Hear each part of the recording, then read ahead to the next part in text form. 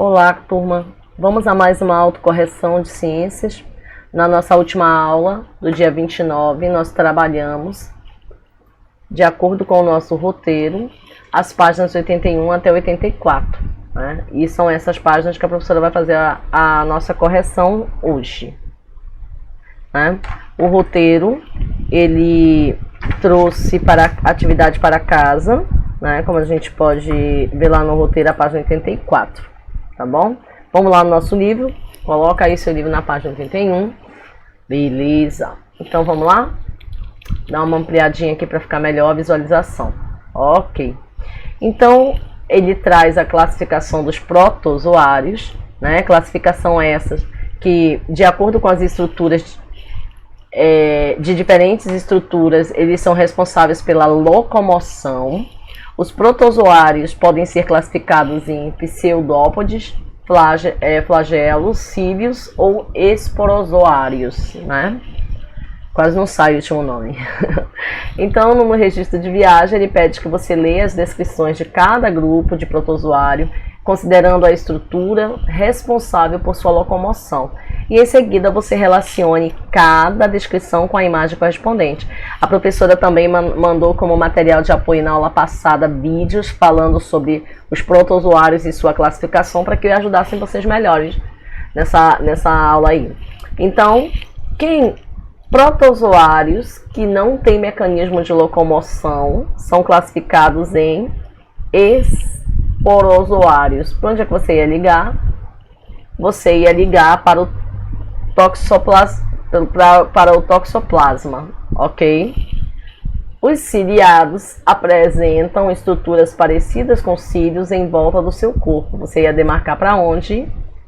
Para o paramécio, ok?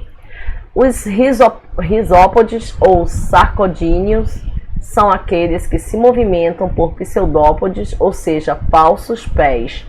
Uma delas é quem? A ameba, né? E os flagelados são os que têm estruturas de locomoção chamadas de flagelos, que são longos e finos fios que vibram. E uma delas que nós temos é a Leishmania, né? Donovan, ok? Aí ele fala um pouquinho, né, sobre a locomoção, os pseudópodes e os flagelos presentes em alguns protozoários exercem uma função que é de auxiliar na captura dos alimentos. E depois ele traz a gente para a página 82, né, que a professora vai só mover a câmera dela aqui para ficar melhor, para vocês visualizarem. Ok. Ele fala de alguns protozoários que podem ser causados por doenças, causar doenças em seres humanos e outros animais, né? Ele traz a malária.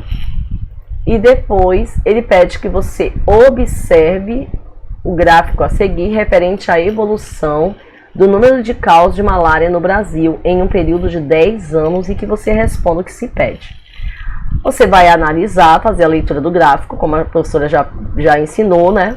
Primeiro você lê a temática do título do seu gráfico, depois você trabalha essa base e os anos de acordo com as quantidades, né? 2008, 300 mil, 2009, né? Um pouquinho acima, 2010, né? E assim vai.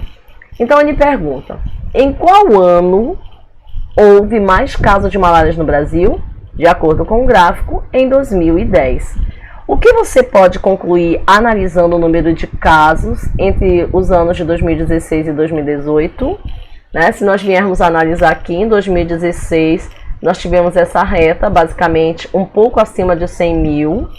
E em 2018, a leva foi bem maior. Ele está mostrando para a gente aí, ó, 194.271 casos. Então, o que você pode analisar?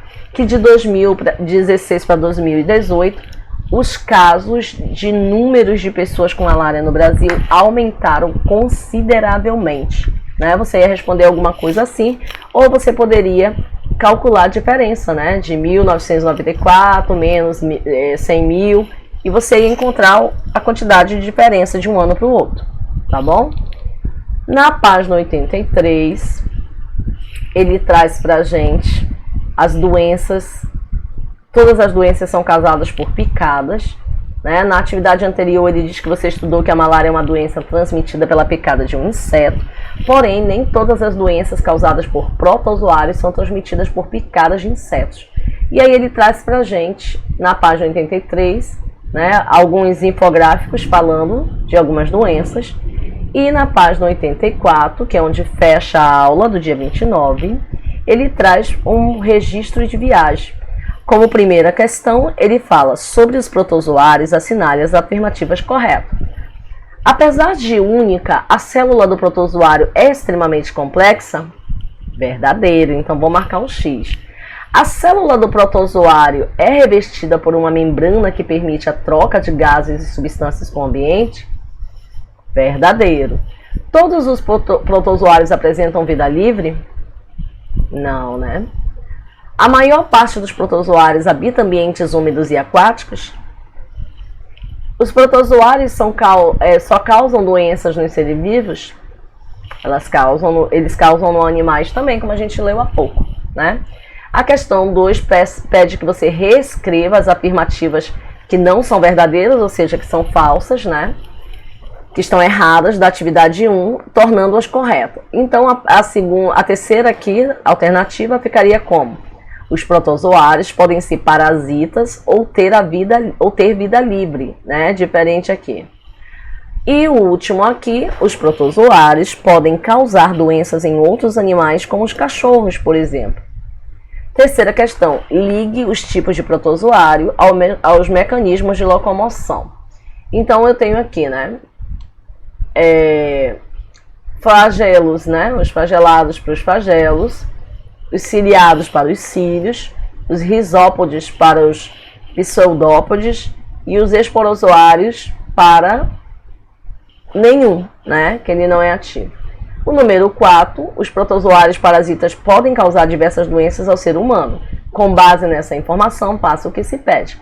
Você percebeu alguma semelhança entre as formas de prevenção das doenças causadas por esses parasitas? É uma resposta pessoal, mas o nosso livro traz para a gente como alternativa que vocês devem perceber que a maior parte das doenças podem ser prevenidas com bons hábitos de higiene pessoal, do ambiente e dos alimentos. A questão letra B, ainda do número 4, pede que você organize com seus colegas uma prevenção, que eu pedi para vocês fazerem sozinhos, né? Iam fazer um cartaz de uma campanha de prevenção causadas por protozoários na sua escola. Vocês iam elaborar um folder contendo informações que iriam esboçar na página 179 do material de apoio. Nessa página, vocês iriam criar uma campanha citando exemplo de doenças aprendidas nesse capítulo e auxiliando-os na preparação de um folder, como o modelo 179 mostra, tá? Realizando uma pesquisa a respeito das curiosidades sobre a doença, né? Como, por exemplo, eu poderia pegar a doença da leishmaniose e criar um cartaz sobre ela, beleza? E aí, nessa página, a gente fecha a nossa autocorreção da aula de ciências anterior do dia 29/7. Até a próxima autocorreção, se Deus quiser.